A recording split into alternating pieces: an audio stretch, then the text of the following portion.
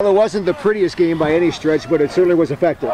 Absolutely. We got to ask real quick. I asked my D coordinator, Cal Stone King. I said, what do you want?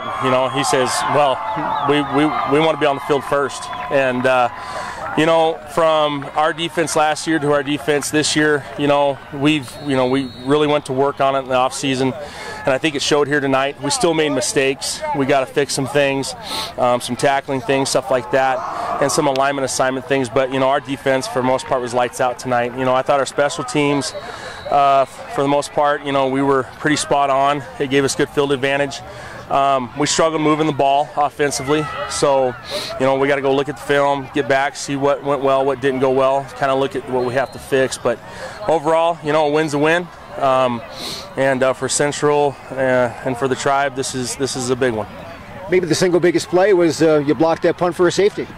Yeah, I think that was huge. We were on the sidelines looking at it, just trying to eyeball it, see if we could do it, and you got to have a half Irish luck with you and a lucky rabbit's foot at the same time, but also make sure you're making the right call. So a little bit of luck on your side, but I know our kids wanted it. So. What about the interception you guys had? How big was that? That was huge. It was huge. Our secondary played pretty lights out for the most part. They were, we talked about being aggressive, staying with the route, don't give up on it.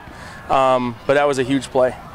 You were 2-7 a year ago. I mean, what does this mean for the program to start the season with a win here in Casper? It's huge. On the road, we had issues last year and getting wins. And, our biggest issue was finishing games. We had a lot of growing pains we had to go through in the offseason this summer and to really try to focus on really finishing games, winning the third, finishing the fourth. And, we talked about it all summer into the 2 days. Talking about the adversity when it strikes, to lean on each other and not falter, and that's what we did. And your running backs tonight, how good were they? I got to watch film. Our two running backs we had, I felt like, we did okay at times. I never want to put it on our running backs because you tell them to make a play. They were getting 2-3 yards, in my opinion, which is what we ask of them. The next question I'll ask is up front, were we getting the job done? Were we getting surge? Were we getting to the second level? Those are the first and foremost questions. I'm a little biased because being a former lineman myself, I want that to be perfect. So we'll have to look and see, but I thought for the most part, when we asked them to get yards, the 2 to 3, 4 yards, we were getting it, I thought. Talk about your game plan heading into tonight. Natrona, they had some key players gone from graduation. Right.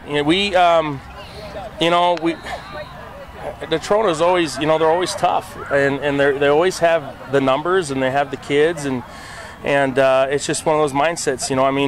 We brought 30 kids up here.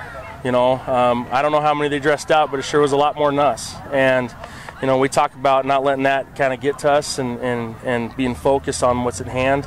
But I think the biggest thing, they have great players. They're good players, and I think they're going to continue and strive and only get better this season. It's Natrona High School. It's very few far in between when they've ever had anything go bad. They have solid coaching staff and they have solid players across the board.